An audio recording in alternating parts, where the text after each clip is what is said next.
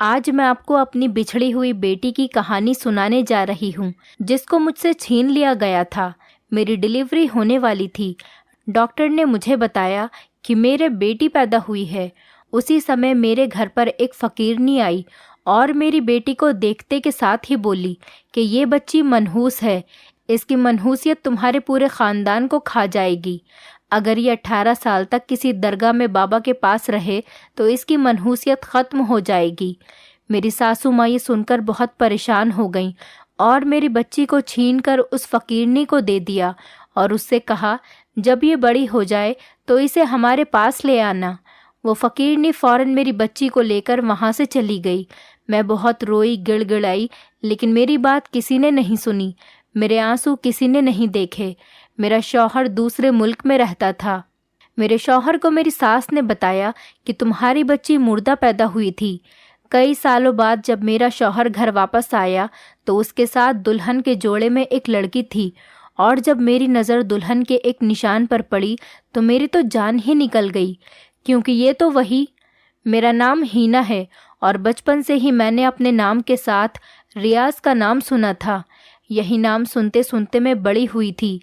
मेरे अम्मी अब्बू ने बचपन में ही मेरा रिश्ता रियाज के साथ तय कर दिया था।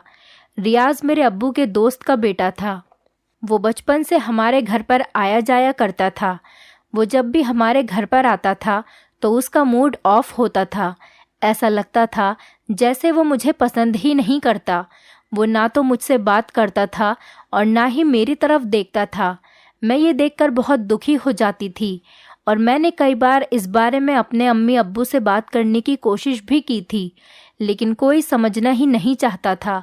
सबने जैसे बस अपनी मर्जी मुझ पर थोपने की सोच रखा था। इसीलिए मैंने भी कभी उससे बात करने की कोशिश नहीं की। फिर अब्बू के दोस्त ने एक दिन हमारी शादी की तारीख पक्की कर दी। घर में ज़ोर शोर से शादी की तैयारियां होने लगीं और फिर हमारी शादी का दिन भी आ गया और हमारी शादी हो गई और मैं विदा होकर अपनी ससुराल आ गई। मैं दुल्हन बनी अपने कमरे में बहुत देर से रियाज का इंतज़ार कर रही थी, लेकिन रियाज कमरे में नहीं आया। जब बहुत देर हो गई और मैं इंतज़ार करते करते थक गई, तब मेरी सास मेरे कमरे में आई और मुझसे कहने लगी कि रियाज आज रात यहाँ इस कमरे में नहीं आएगा, क्योंकि तुम्हारे ससुर से किसी बाबा ने कहा है कि आज की रात तुम दोनों पर बहुत भारी है, इसीलिए वो कल ही तुम्हारे कमरे में आएगा। अब तुम सो जाओ, क्योंकि बहुत रात हो चुकी है, तुम थक गई होगी, कपड़े बदल कर सो जाओ। वो ये कहकर मेरे कमरे से चली गईं। मैं उनकी बातें सुनकर हैरान हो गई। भला ये क्या बात हुई? शादी की पहली रात ही मेरे शौहर को मेरे पास आने नहीं दिया। मुझे इन लोगों की सोच पर बहुत ताज्जुब हो रहा था। मैं बेड से उठी और मैंने अलमारी से अपना नाइट सूट निकाल कर पहन लिया और फिर मैं सो गई। मेरी सास बहुत वहमी औरत थी। वो हर काम में वहम करती थी और अपना हर काम बाबा जी से पूछकर ही करती थी। वो हर बात में वहम करती थी कि कहीं ऐसा ना हो जाए और कहीं वैसा ना हो जाए, कहीं मेरा ये काम गलत ना हो जाए। अगर कोई काम करती थी तो बहुत ज़्यादा सोच समझकर करती थी कि कहीं इस काम में कोई ख़राबी ना हो जाए। खैर, दूसरे दिन रियाज जब कमरे में आए तो मुझे उनको देखकर बहुत खुशी हुई, क्योंकि मुझे इस बात का डर था कि मेरे शौहर को मैं पसंद नहीं हूँ, लेकिन उनको देखकर मेरा डर दूर हो गया। रियाज मेरा बहुत ख्याल रखते थे।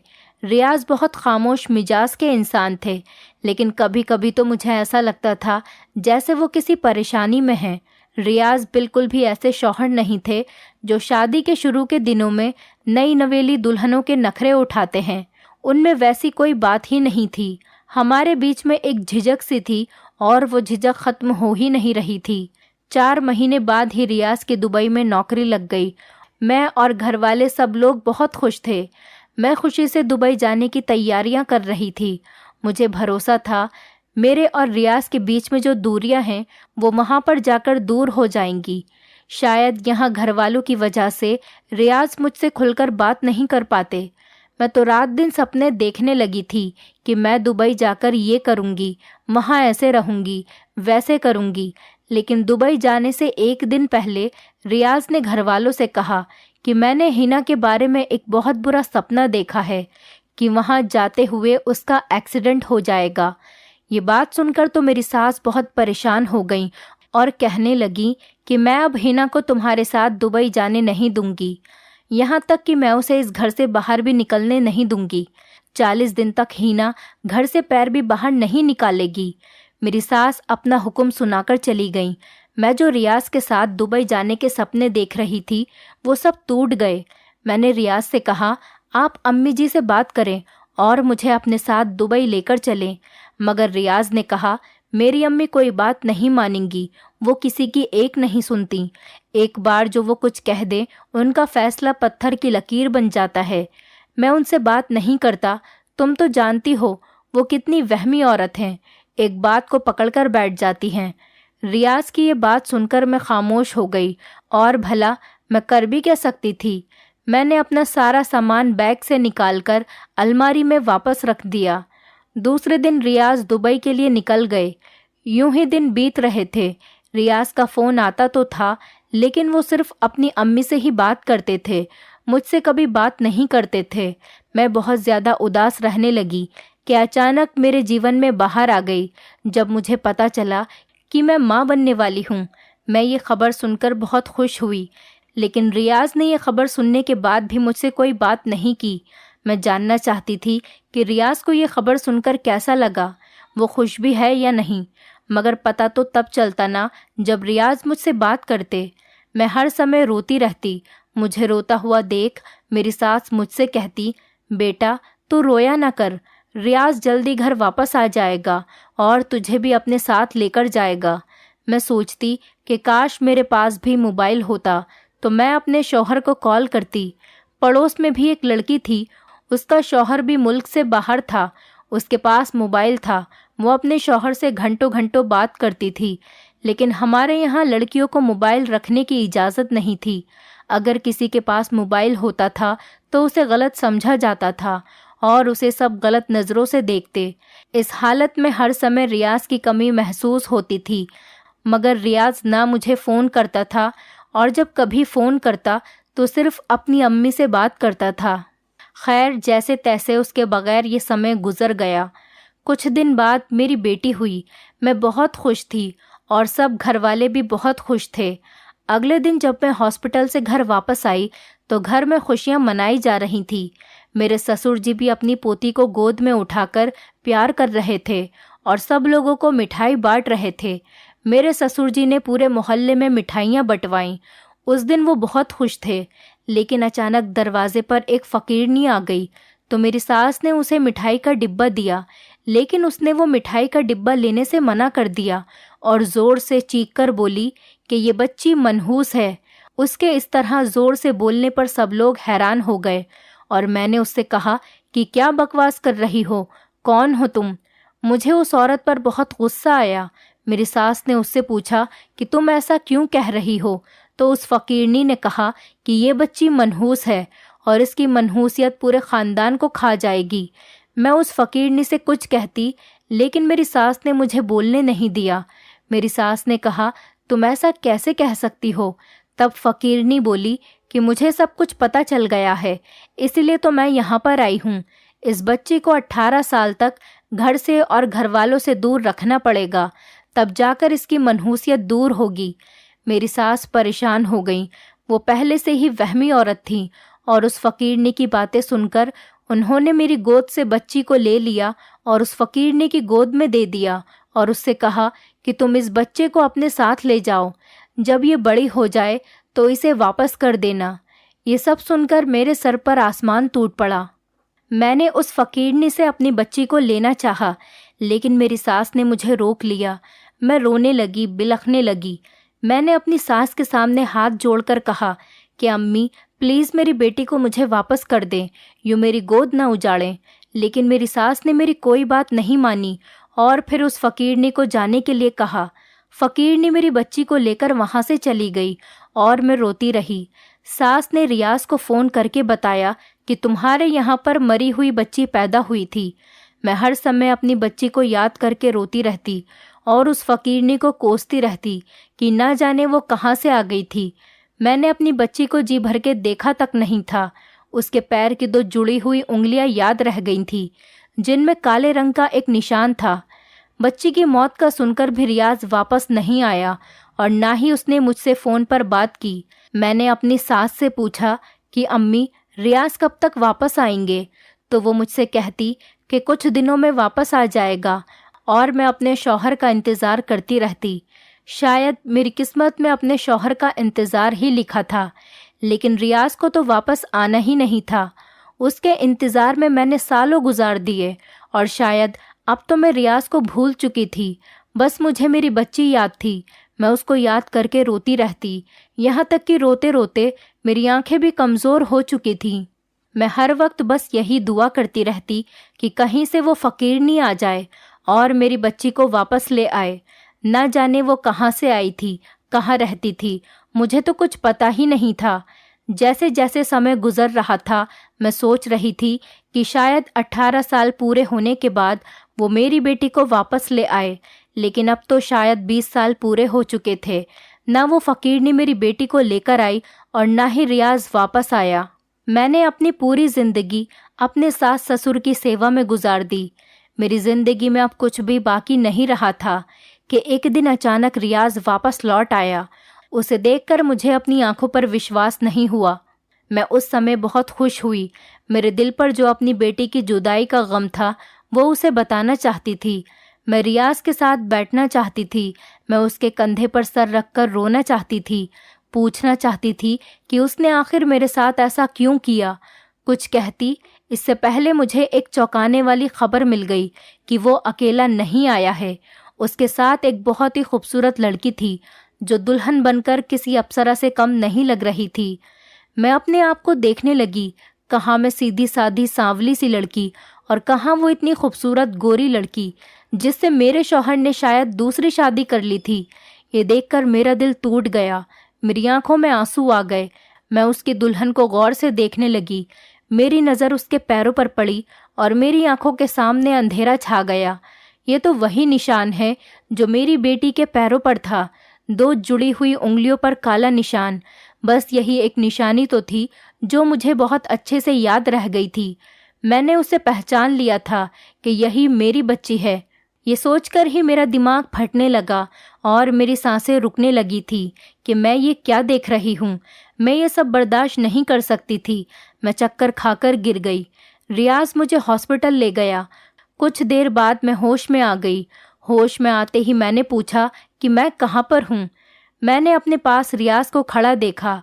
रियाज को खड़ा देखते ही मुझे सब कुछ याद आ गया।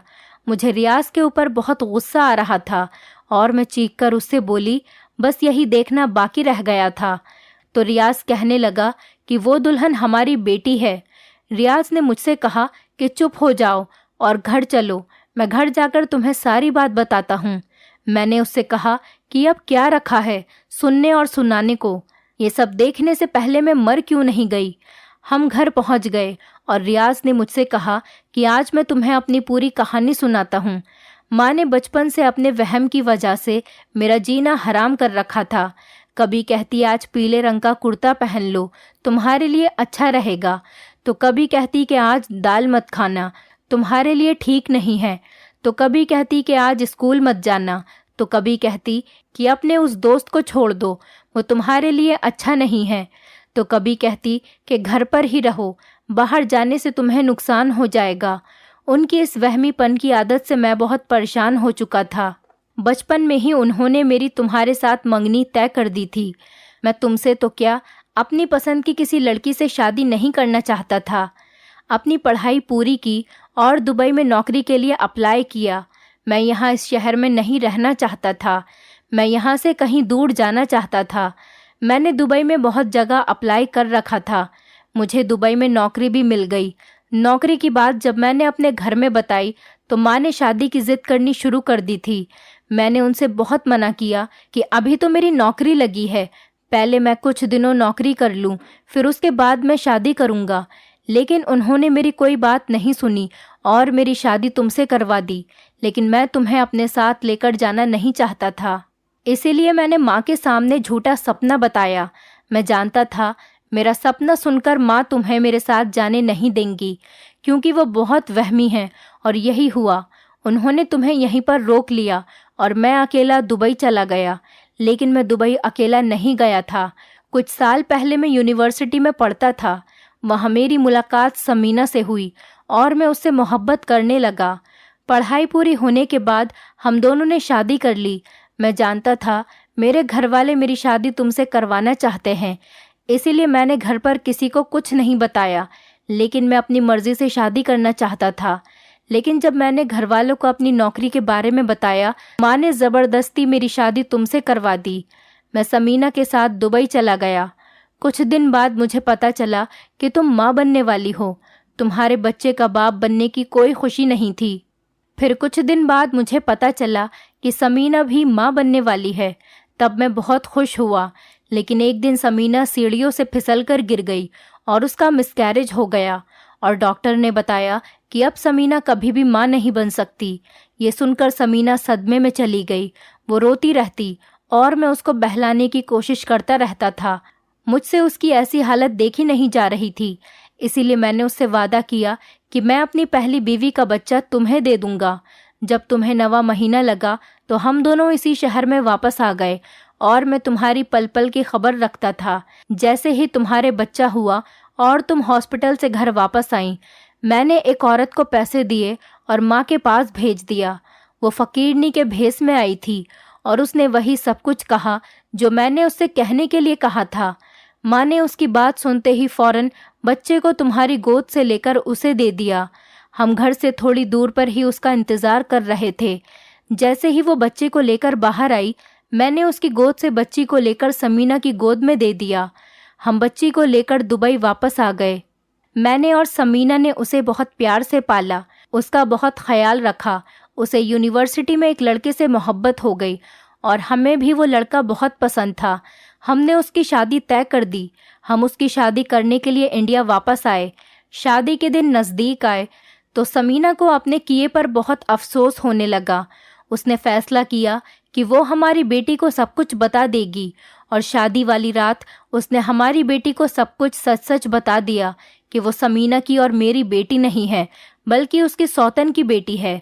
समीना की ये बात सुनकर हमारी बेटी को बहुत गुस्सा आया और वो अपनी शादी छोड़कर तुरंत मेरे पास आई और कहने लगी कि आप लोगों ने मेरे साथ और मेरी माँ के साथ अच्छा नहीं किया। मुझे इसी समय मेरी माँ के पास लेकर चलो। मैं जब तक अपनी माँ से नहीं मिल लेती, मैं शादी नहीं करूँगी। मुझे अपनी माँ से पूछना है कि सच क्या है और क्या झूठ है। उसकी ये बात सुनकर मैं उसे तुमसे मिलाने के लिए तुम्हारे पास लेकर आ गया, लेकिन तुम उसे दुल्हन के जोड़े में देखकर गलत समझ बैठी और बेहोश हो गई। रियाज की ये बात सुनकर मेरे दिल को तसल्ली हुई। फिर मैं अपनी बेटी के पास आई और उसके गले लग गई। खुशी की वजह से मेरी आंखों से आंसू नहीं रुक रहे थे। मैंने अपनी बेटी को 20 साल के बाद देखा था। मैंने अपनी बेटी को बहुत प्यार किया और उससे बहुत सारी बातें की और अपनी पूरी कहानी उसे सुनाई। और रियाज ने एक कैसी चालाकी दिखाकर तुम्हें मुझसे छीन लिया, मैंने ये भी उसे सब कुछ बता दिया। ये सुनकर मेरी बेटी रियाज पर बहुत गुस्सा हुई और मुझसे बोली, माँ, अब आप एक ऐसे इंसान के साथ नहीं रहेंगी जिसने कभी आपको कोई खुशी नहीं दी, शौहर होने का कोई फ़र्ज़ नहीं निभाया, कभी आपको पलटकर नहीं देखा। मैंने अपनी बेटी से कहा कि बेटी, ये तुम क्या कह रही हो? मैं ऐसा कैसे कर सकती हूँ? मैं अपने शौहर को कैसे छोड़ सकती हूँ? लेकिन मेरी बेटी ने मेरी कोई बात नहीं सुनी। फिर मैंने अपने शौहर को डिवोर्स दे दी। मेरी बेटी ने मेरा ज़रूरत का सामान पैक किया और मुझे अपने साथ लेकर अपने शहर चली गई। उसका शहर में अपना एक घर था। हम दोनों वहाँ रहने लगे। फिर वो मेरे लिए रिश्ता ढूंढने में लग गई। वो चाहती थी कि वो एक अच्छे इंसान से मेरी शादी करवाकर मुझे खुश रहता हुआ देखे। उसने अपने मंगेतर को भी सब कुछ बता दिया था और उसको ये भी बता दिया था कि वो अपनी माँ की दूसरी शादी करवाना चाहती है। ये सुनकर उसके मंगेतर ने कहा कि तुम अपनी माँ की शादी मेरे दोस्त के अब्बू के साथ क्यों नहीं कर देती? उनकी पत्नी की डेथ हो गई है। उसके बाद उन्होंने दूसरी शादी नहीं की और वो बहुत शरीफ इंसान हैं और तुम्हारी माँ को बहुत खुश भी रखेंगे। अगर तुम कहो तो मैं उनसे बात करके देखता हूँ। मारिया ने कहा कि ठीक है, तो तुम उनसे बात करके देखो। वो भी मेरी माँ के उम्र के ही थे और उम्र के इस हिस्से में वो अकेले पड़ चुके थे। उन्हें भी किसी साथी की ज़रूरत थी। कुछ दिनों के बाद मेरी माँ की और उनकी शादी हो गई। वो बहुत अच्छे इंसान थे। वो मेरी माँ का बहुत ख्याल रखते थे और मेरी माँ उनके साथ बहुत खुश थी। 1 महीने के बाद मारिया की भी शादी हो गई। मारिया अपने शौहर के साथ बहुत खुश थी और समीना और रियाज भी मारिया की शादी में उसे दुआएं देने के लिए आए थे। मैं अपनी ज़िंदगी में बहुत खुश थी और मैं अपनी पिछली ज़िंदगी को भूल चुकी थी। मेरी पिछली ज़िंदगी में ऐसा कुछ याद करने के लायक भी तो नहीं था। मेरी बेटी ने ठीक कहा था कि ज़िंदगी की खुशियों पर मेरा भी हक है। शायद सब्र का फल ऐसे ही मिला करता है। दोस्तों, उम्मीद करती हूँ आपको हमारी कहानी पसंद आई होगी। कहानी पसंद आई है तो वीडियो को लाइक करें, चैनल पर नए हैं तो चैनल को सब्सक्राइब करें और हाँ, नोटिफिकेशन बेल को ज़रूर दबाएं ताकि अगली अपडेट सबसे पहले आपको मिले।